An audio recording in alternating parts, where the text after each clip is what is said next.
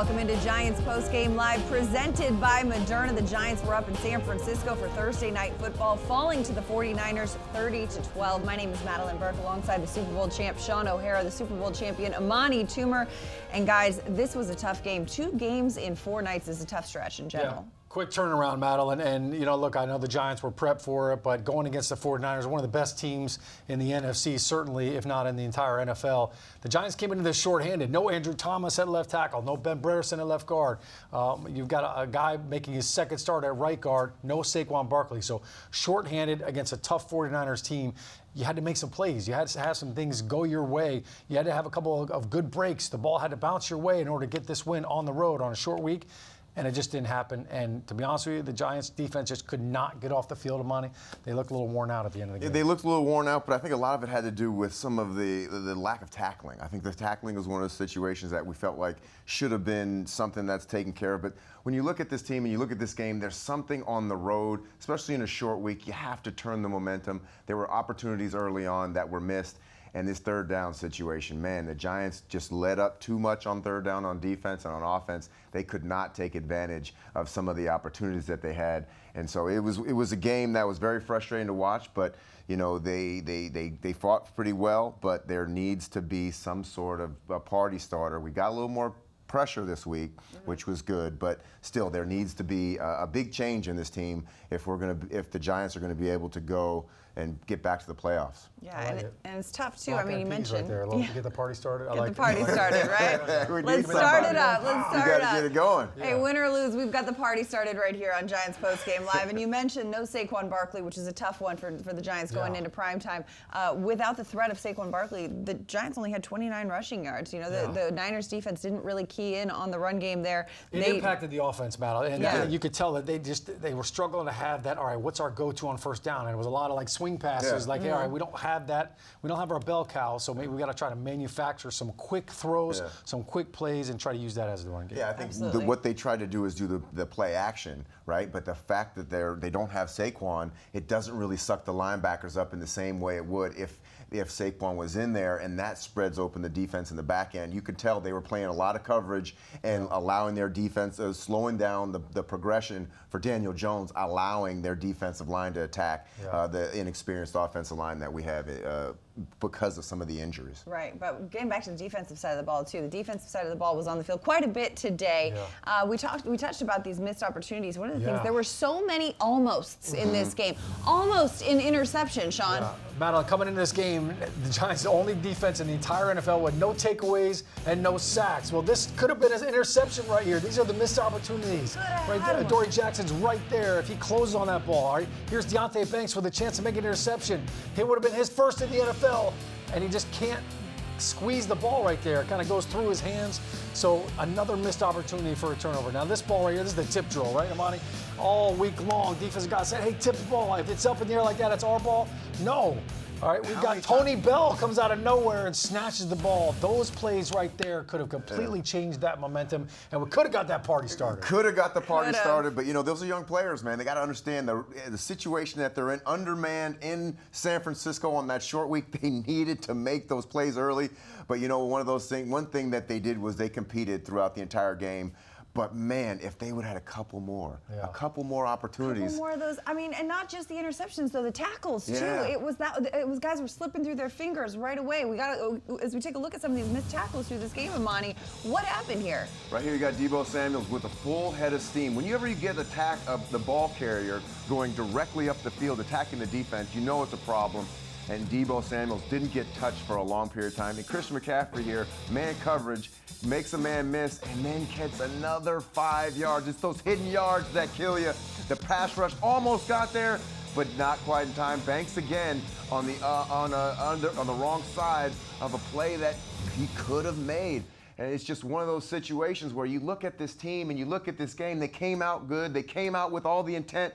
but somebody needs to get it going. You need to get somebody to get everybody in that fever pitch. It just didn't happen tonight. I think we talked all week long about, man, these guys are tough to tackle. Like, Yeah. that's not new. You're watching film, we got to get Debo down, we got to wrap him up. McCaffrey, same thing, George Kittle, and yet the Giants still struggled with that. It was really mind-boggling. And mostly on third down. That's what really was the issue. We did it. I mean, the Giants defense held for the first 2 downs, and then they forced them into third and long a couple times. Right. But it's still that Deebo Samuel's play where it was third and long, and they Let's go back to it. Here it is right here. 3rd and 15 right here, Amani. It's a go screen 30. to your point. 30. That can't happen. So let's break this play down right here. All right, it's a go screen to Debo. Gets a good block by Trey Williams. But Jason Pinnock, the safety on this one, watch it from this angle. He comes up, look, he gets inside of Bobby Okereke Pinnock, right there. He 27 runs into right no there. lineman. Yeah. Like he blocks himself. Yeah. Like that play is his to make. This is Isaiah Simmons right here, all right? You can't blame Wink Martindale right here. He goes man coverage. You do man coverage for that because Isaiah Simmons has Christian McCaffrey man for man. He has to have outside leverage on that. Instead, he gets a little nosy, comes inside on that, and lets McCaffrey get outside. That was 3rd and 13. They go on 3rd and 5 and score the touchdown. So in that drive alone, 3 third down conversions, 3 of them on 3rd and 13 or more. That can't happen. You have to get off the field. Those things just crush your soul defensively. And look, in the first half, backbreakers. the 49ers were 7 for 10 on 3rd down. Yeah. I mean, you're gassed. The 49ers had the ball for You're not 20 gonna win minutes many games. in the first half. Yeah, and we got to send it to break right now. But first, guests of our post-game show receive a gift certificate to Ben & Jack's, located on 44th Street in Manhattan. From the celebrated porterhouse to finer seafood, Ben & Jack's will surpass your expectations of what a steakhouse should be. We've got much more to come of this heated, spirited conversation. Giants Postgame Live presented by Moderna. Head coach Brian Daboll. We'll hear from him and much more. Players in the locker room, all that coming your way. Giants Postgame Live presented by Moderna. Don't go anywhere. We're staying here, right here on MSG Networks, recapping the Giants' 30-12 loss in San Francisco.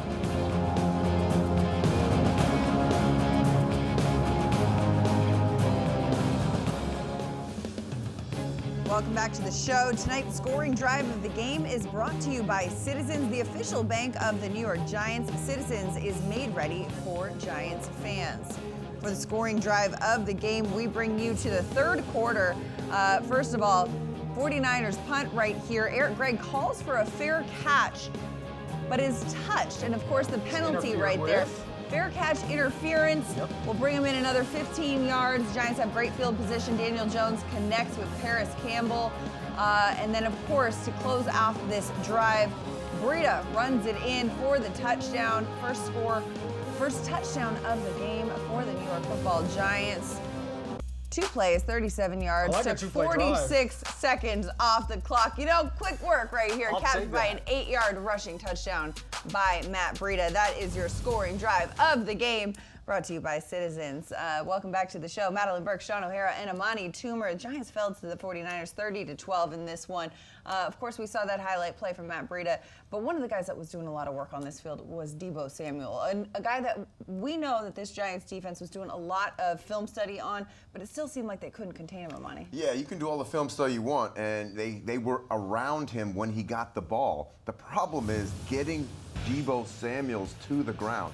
He makes a play here, and, you know, make one man miss, make another guy. There's 2, 3, 4, 5. I mean, you cannot let that happen. Those hidden yards get you right in field goal range. Another one right here, you know, he uses his size to shield the ball off from Adoree Jackson and scores the touchdown. And when you have those type of plays, you were right there. Adoree Jackson was in position to make a play. It's just that Deebo is too big and he's too strong to try and get to the ground. And that's something that you can have. You could be in position, but if you're in position and don't make the plays, you end up losing, you know, the game 30-12. Yeah, Deebo, I mean, everybody knows he's a beast. That guy, I mean, and I don't know what you call him. Do you call him a running back who plays receiver? Do you call him a receiver who plays running back? So you knew there were going to be some opportunities where they were going to force the ball to him. They were going to find a way to get him in space. And it wasn't just Deebo, though. To be honest with you, like, they struggled to tackle McCaffrey at times. Kittle as well. And it just seemed like the defenders were just diving at him, and it was a lot of arm tackles. So that's something that I think is frustrating for coaches, certainly for players as well. The good news is the Giants got their first sack of the game. Kayvon Yep. Thibodeaux got one. Yeah. There was another sack that was shared, I think, by Davidson and Leonard Leonard Williams. Yep. So that was good. pressures. Micah McFadden was flying all over the place. I thought the defense played well enough to keep the Giants in the game, and offensively, they just could not find the end zone. They couldn't find a way to punch it in. There was no deep threat whatsoever. Jalen Hyatt was MIA. I don't even know if he had a single target in the entire game. No. That can't happen. You know, we talked this week about the impact of Jalen Hyatt. Only 2 catches last week, averaged 44 yards. Yeah. Like, get him the football. We've got to find a way. Now, the deep shots, everybody's asking, why don't we throw deep? Why don't we try to do that? In order to do that, you've got to have time. Yeah. You've got to have the protection, and that clearly wasn't there. One of the things the Giants did offensively was they kept Darren Waller in the block. They were chipping a lot. Paris Campbell would chip, and they were trying to help these tackles out with these edge rushers. And, you know, I don't blame them.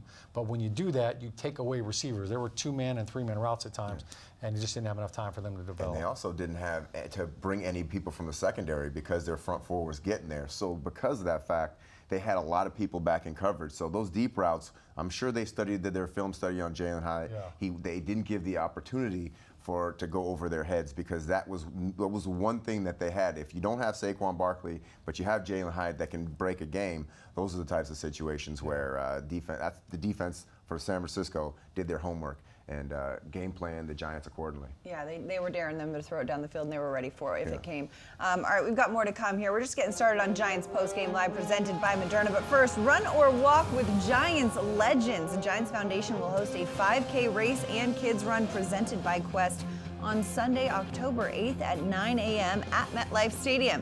Net proceeds will benefit the Giants Foundation. Register now at giants.com/5K. We're just getting started. More to come here on Giants Postgame Live presented by Moderna. Don't go anywhere. Giants fell to the 49ers. We'll hear from the head coach and more after this. Giants fans, make sure you're at MetLife Stadium for the next home game on October 2nd. The Giants will host the Seattle Seahawks for Monday Night Football. Limited individual tickets are available. Visit giants.com/tickets to secure your seat today. Welcome back to Giants Postgame Live presented by Moderna. We'll send it down now to San Francisco, where head coach Brian Daboll is addressing the media. Okay, how we doing? Good. All right, what we got here? Brian, double-digit deficits at halftime in all 3 games this season. Yeah. Why do slow starts, and how difficult is it to recover from them? Yeah, we went down there, got points. Obviously, you want to start fast. That's a heck of a team. Usually it comes down to making plays when you have an opportunity to make plays, and they did a good job. Give them credit. That's a heck of a football team there. Came back out, had a score, went for 2 to try to cut it to 3. It was a 17-12 game there, so they just give them credit. They did a lot of good stuff. That's a good team. Dave, you guys could not seem to get off the field on 3rd down there defensively. Did that seem to be a huge part of the game? Yeah, I think they were 7 and 9 in the first half, and a few of them were screens where they just caught and run and got to rally the ball and make tackles. Again, I'd say both sides. It was 3rd down was a huge tonight in this game. It was a contributing factor to, it must have been double the time of possession, I think, somewhere around there. So when you're not converting 3rd downs and you're giving up some 3rd downs, there's time of possession. So defense gets tired. We're not out on the field offensively enough. It's a collective thing. Obviously, you knew the running game was going to be up against it without Saquon, but were you still disappointed in how little you got out of it? Yeah, look, that's a good football team. There's a lot of stuff that we can do better. Really in every phase. So that's what we'll get back to work and get a couple days off here. Obviously, the players get some days off and try to correct some things and come back ready to go. Were they doing anything specific to limit Daniel's ability? He didn't look to run, and he obviously didn't do much with the run. No, they played their defense. They're fast, talented, aggressive. Nothing in particular. What did you see out of Daniel without looking at film? I'd have to. I'm going to watch the tape on the way back, and I'm sure there's plays that he'd like to have back. I'm sure there's plays that everybody would like to have back. How much were you limited in what you could do offensively with some of the injuries you had in the O-line and the pass rush they had? Like, how much did you have to compensate for that? Yeah, no excuses. We could do a better job. With how shorthanded you guys were, because the injury report was pretty robust with some legitimate players. how close this game was until that Debo touchdown. Can you take like some legitimate positives out of this? Yeah, I think again, you got to take the good from it, and you got to learn from the bad, just like every game. The guys competed. We competed all the way to the end. They made more plays than we did. So you go back and take a look at it, and get going on the next week. Dave's obviously Sunday the missed tackles were glaring, and then tonight you guys had a bunch as well. Do you chalk any of that up to the idea that you weren't able to get out on the field and have full practices? No excuses. Nope. What made you decide to go with Lemieux over Lewinsky? Yeah, that's something that we talked about as a coaching staff. He was going to go in at left, Mark would go in at right, or be a backup to him, give him an opportunity to go out there and play. What did you see in a skirmish at the end of the first half? I saw a couple punches be thrown, and then the refs backed everybody back off. I couldn't see the whole thing. I just saw a couple punches there. There was a report Saquon's ankle was a high ankle sprain. Does that make it more difficult for somebody to come back? Yeah, I'd say he was considerably better. And again, I talked to him the day I talked to you guys, and the next day he just said, I don't think I'll be able to go. I said, okay, we'll rule you out, and we'll see where it goes next week. But he's walking around. There were two plays that looked like you had a chance to hit big to Waller. The one was the over. Yeah. And then the other one. Half, and then one in the early fourth. Yeah, the other one was a double move. That one was close. Connect, yeah. Yeah, we just, we missed it. Yeah, we missed the one on the over. The other one was fairly tight coverage. You try to put it, kind of behind them. But the one that we missed on the over there was, I think, an 11-point game there at that particular time, and it sailed over his head a little bit. Is that a catch he should make, or is that a tough? I think it was, a little bit high. Yeah, I think it was overthrown. Maybe other than the first play of Slayton, you didn't really take many shots downfield. Were they taking that away, or? Yeah, we called a fair amount of them with all of our guys, whether they're high V's, crossers, middle posts. A couple times we had them, and the protection kind of leaked. A couple times they covered them. So it was a delicate balance there with that our defensive line that they got of. How many guys you keep in to help out the protection to make sure you can get off more vertical routes versus getting it out a little bit quicker. And, again, I just give that team a lot of credit. They're a really good football team. Going back to Saquon, when you don't have him, does that make it harder to have play action be effective because the defense does not have to focus on it? Yeah, no excuses with anybody that missed the game or who played. We have to go out there, compete, and try to win our football games. There's no excuses. On that illegal contact on Kayvon, did you think it was within the 5 yards? Yeah, but it wasn't, I guess. Did you feel like there were some? You guys had some costly penalties. And did you feel like, without trying to get fined here, but did you feel like some of them were questionable? No, look, they call what they see. They got a tough job to do, and again, that's an excuse. We're not going to make excuses about any of it. Did you get an explanation on why the Leonard Williams roughing the passer was a roughing the passer? Yeah, it was right. He landed right on him, full body contact. So, I understand why they called it. Does he have to break his fall for that? Yeah, try to go to the side. That's it's hard to do, but it's they've shown plenty of tape to us, and Leo was playing his tail off, playing hard, and just landed right with full body contact. They'll call that mostly every time. Brian, just keep this. Obviously, most people will look at the 49ers as one of the best teams in the league. And the way you guys played today, and was close, but the final score doesn't look close. Is that a good lesson for these guys to see what it's going to take to be at the top of the league? Yeah, you got to be at your best every week. And again, they are a very good football team. We play very good football teams every week, so a lot of work that needs to be done. We'll clean up some of the mistakes.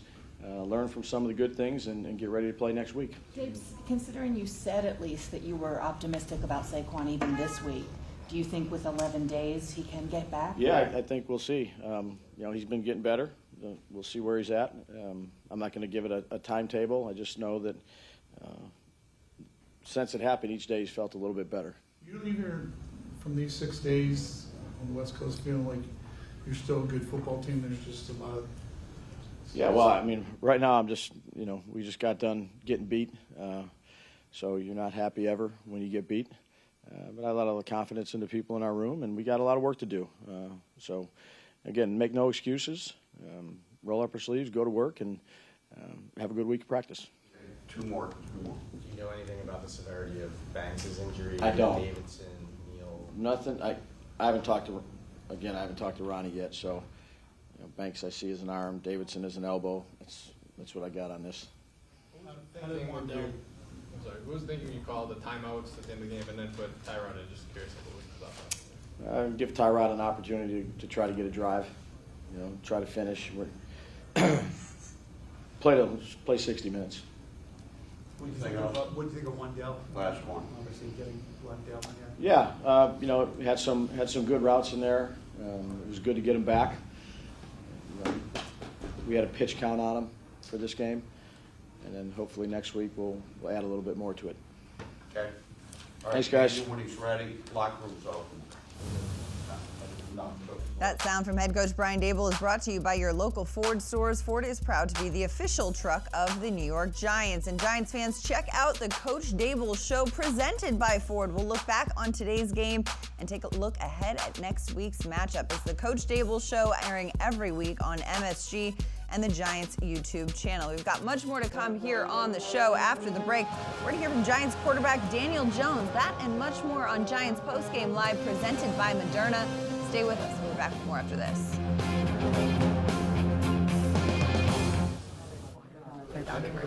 Yeah, I thought we executed well on first and second down. Showed good fight stopping the run. We just got to execute a lot better on third down. You guys blitzed, I think, at the highest rate in NYG-SF era. How did that impact the game and your guys' ability to stay in it? I thought we stayed aggressive on defense all game. They made some good plays in the run game too. They're a great football team, but obviously no excuses. We just got to execute better, and we'll get a better result. You guys came out a lot stronger than you have the past 2 games. What do you attribute that to? We put an emphasis on having a fast start, and we delivered on that today. We just got to sustain our execution. What did you see from Deebo and Christian? They're good playmakers, really good playmakers, and they made plays after the catch. And that was the deciding factor. Bob, even through all the ups and downs of the first 3 quarters, it was only a 1-score game going into the fourth, and that's when they were able to pad the lead. How discouraging was that? It's tough. They're a good football team, really good football team, but we believe we're a really good football team too. So we just got to keep chopping wood, get back to work this week, and get ready for our next opponent. Talk about the execution. What does that take for you guys to be able to kind of make those plays and not make those mistakes? Yeah, obviously we need to put more of an emphasis on tackling. We have a lot of missed tackles across the board, different positions. And execution, guys just got to do their job.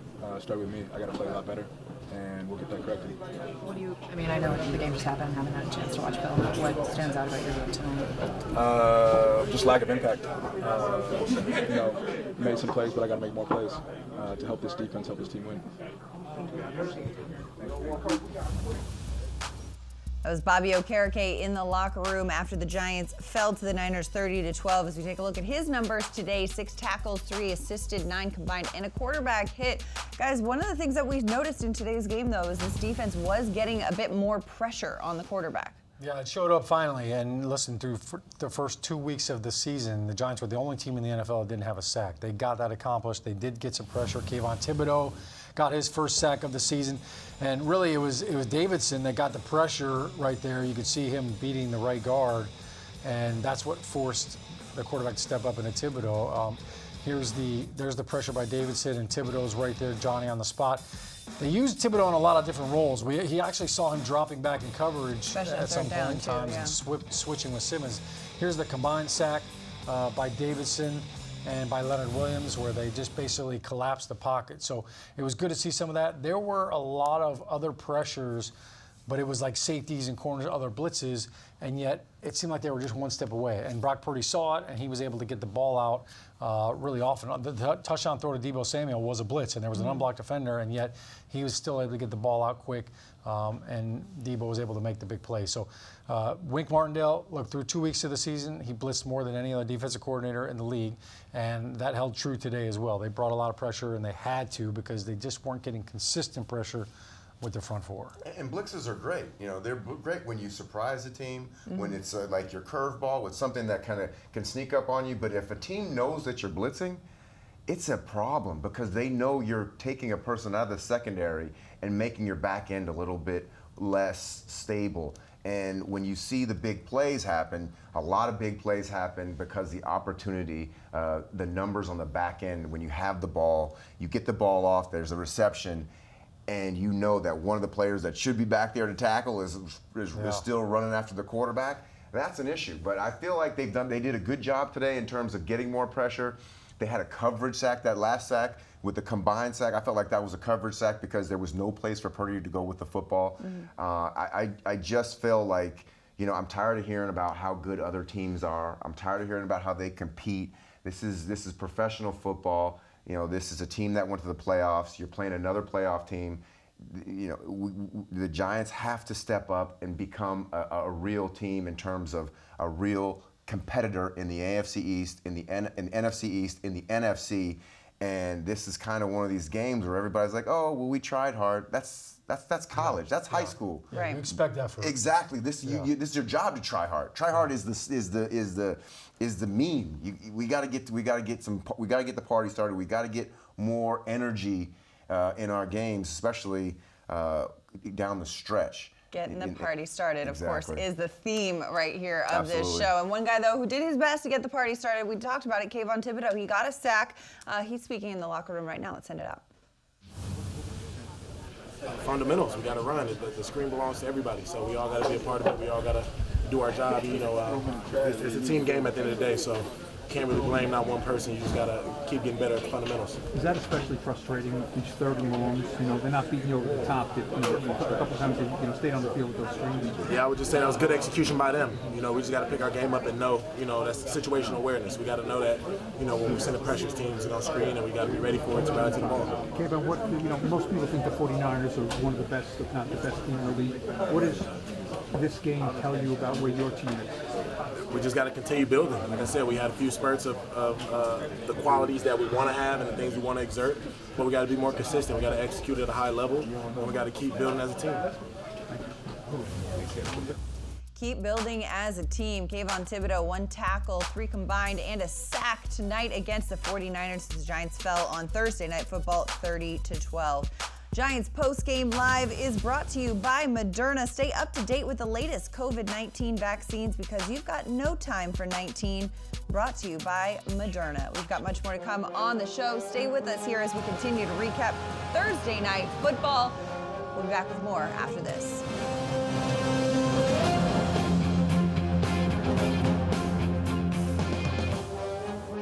Time now for our HCL Player of the Game presented by HCL Tech, supercharging progress. The official digital transformation partner of the New York Giants. The Player of the Game, of course, is one Micah McFadden.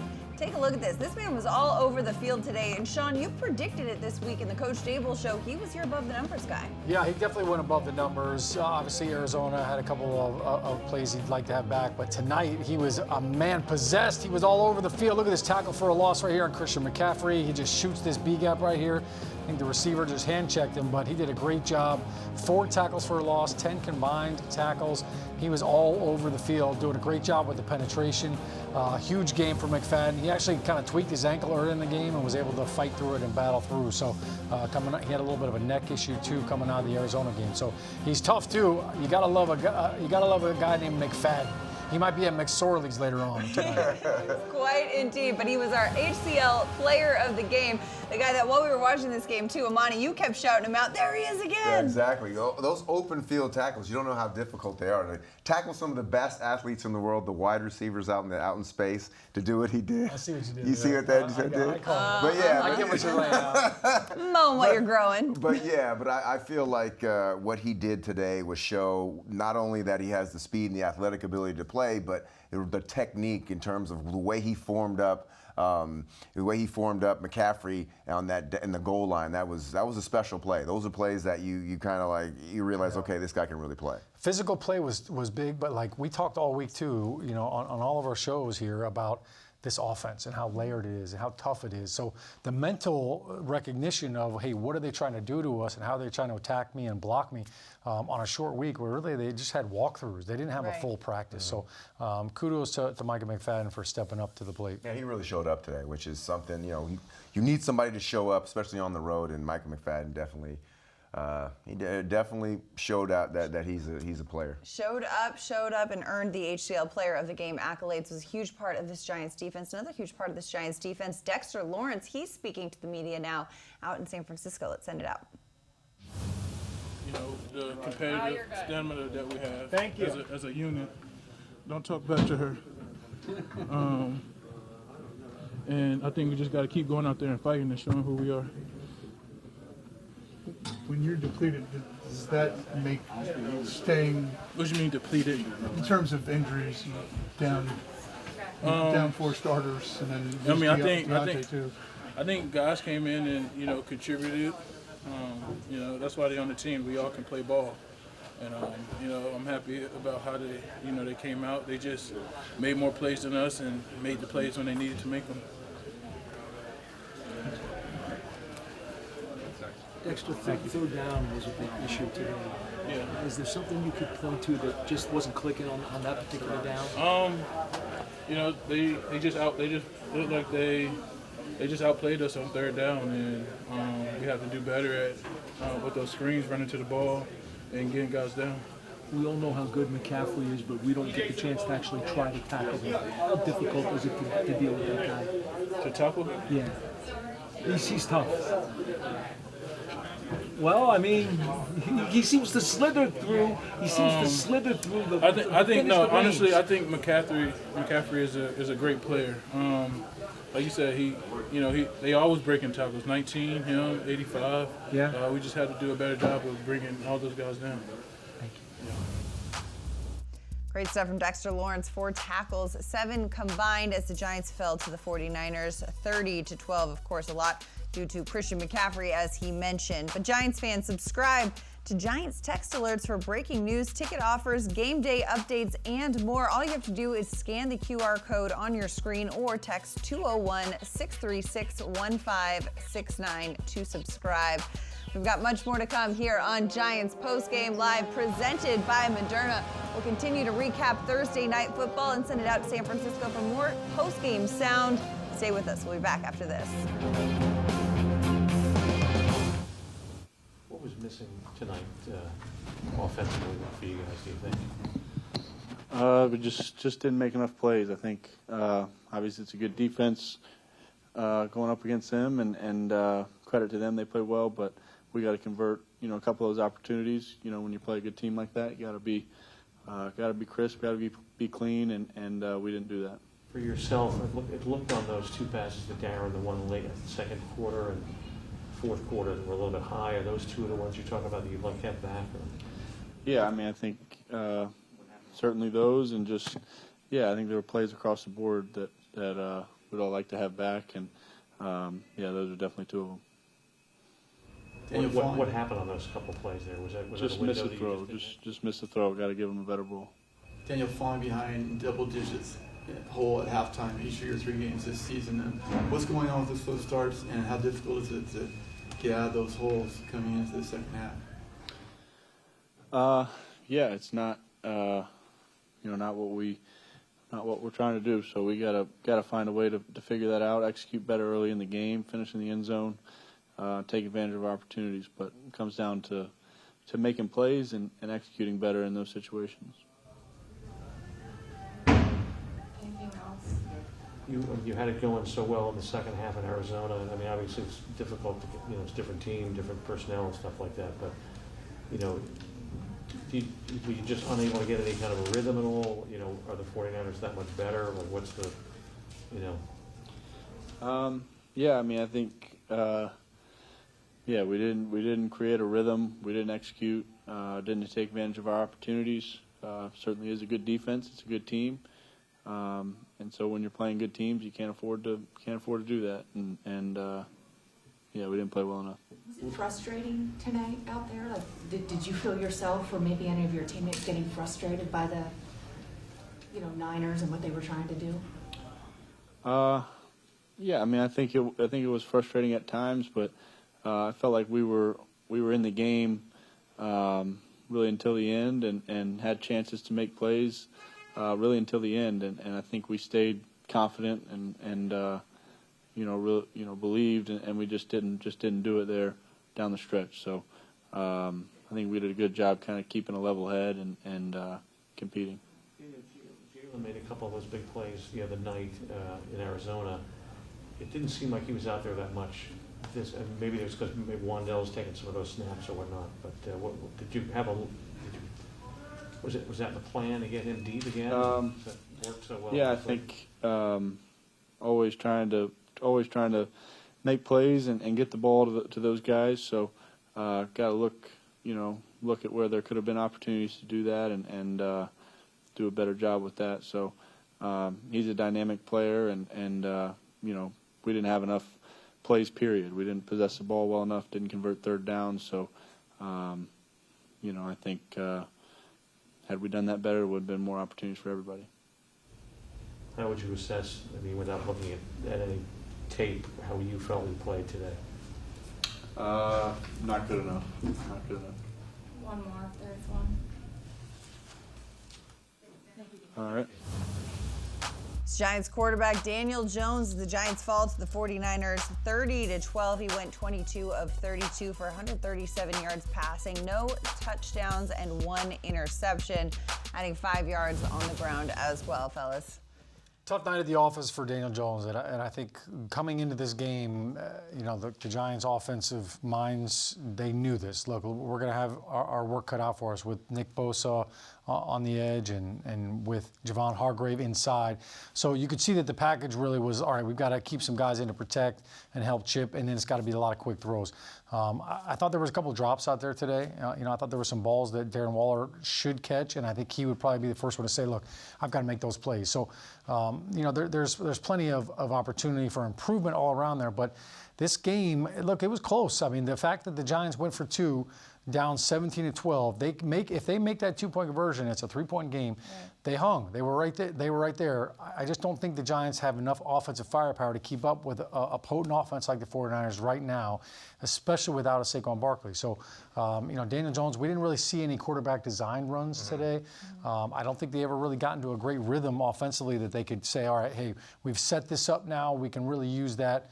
And now everybody's kind of keying in on this handoff or this play. So that was missing. And then, of course, we already mentioned Jalen Hyatt, not 1 target today.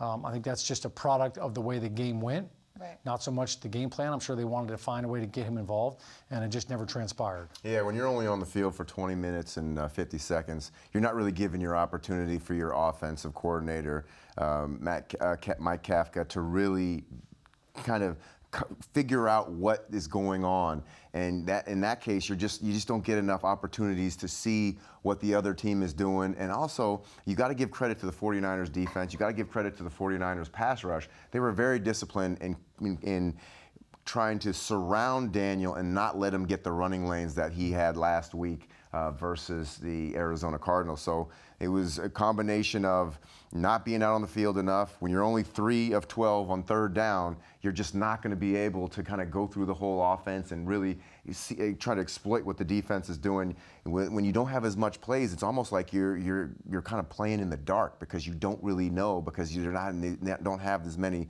situations. So I think one of the things that you really would have expected more is you would expected more designed runs for Daniel Jones to kind of relieve some pressure, because they don't have a real running game without Saquon. So it was a frustrating game. I know Daniel's frustrated. That pick at the end really kind of put a cap on how the night really went. Another tip ball, another tipped interception for him. It's tough. And it's one of those that'll go down as an interception in the stat sheet, but when you watch it, it's like, oh, that really shouldn't have gone that way.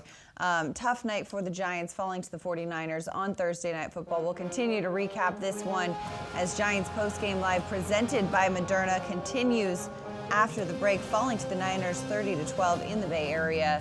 We'll be back with more after this.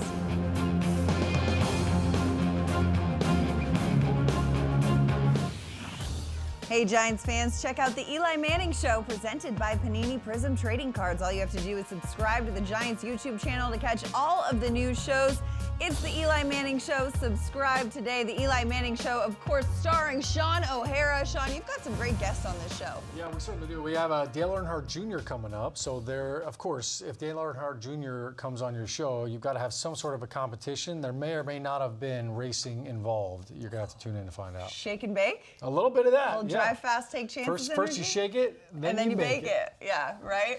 I'm here for it. We're tuning in. We're tuning in on this one. I'm with you. I just never know what to do with my hands. I never know what to do with my hands. That's what we do this whole time on this show. Sit here, right? What do we do with our hands? But you know what? We got a lot of time to figure that out between now and the next game because we're going to look ahead now. The next matchup brought to you by Moderna. Giants taking on the Seattle Seahawks on Monday, October 2nd at 8:15 p.m. right here at MetLife Stadium. Of course, the Seahawks headlined by this man, Geno Smith, the defending comeback player of the year after the work he did in Seattle last season. What are your early anticipations of this matchup under the Monday Night Lights? Oh, it's going to be physical. I know one thing. Pete Carroll's going to have his guys ready to play. And, the Giants are coming off this kind of deflating loss. So it'd be a great opportunity to play against another competitive team and get right back on the horse. Yeah, well, I tell you what, Geno Smith, he's no stranger to MetLife Stadium, drafted by the Jets, played for the Giants. I think Tyler Lockett, DK Metcalf, this is going to be a really big challenge for the Giants corners. Deontay Banks left the Niners game with an injury. He'll have 11 days to try to rest up and get back out there. So that'll be definitely a challenge. And then defensively, boy, Seattle, they get after you. So protection is a must. And hopefully Saquon will be feeling better as well, and they can get some of those down the field shots, big plays, explosive plays. And this is also too, you mentioned Tay Banks going out with that arm injury, a couple guys banged up, Andrew Thomas with a hamstring, Saquon dealing with the ankle sprain, having essentially a mini bye in between with the weekend off this weekend and then the long weekend next weekend. But this will be the third primetime game in the first 4 weeks of the season for the Giants. As a player, rhythmically, what does that do to you? I never really cared about the primetime games. I just felt like the only person I worried about was the person I was playing against. And I felt like I only can control what you can control. You don't know when they're going to put you on, so I just play. Yeah, listen, primetime games, like when you're playing on Sunday Night Football like they did against Dallas, you're playing the Thursday night game. When you know everybody's watching, I think, look, it's a great opportunity for maybe people who aren't tuning into you every single week to get a little taste of, hey, what are the Giants all about? Who are some of the players? So it's a great opportunity, I think, for the Giants. That Monday night, look, a chance to go 2-2, more importantly, to get a big win. I know certainly on Monday Night Football, growing up as a kid, that was always like the pinnacle. Like, if you could play on Monday Night Football, if it was Pat Summerall, if it was John Madden, if it was Al Michaels back in the day, like that was kind of the big thing. I never enjoyed that. I want to just play give me the 1 o'clock, give me get all the rest. Keeping it simple over here, Toomer. Well, we've got Monday Night Football coming your way, and of course, after that game and every game, we will be right here wrapping it up on Giants Postgame Live, brought to you by Moderna. Thanks for hanging out with us today. For Amani Toomer and Shaun O'Hara, I'm Madelyn Burke. We'll see you next time.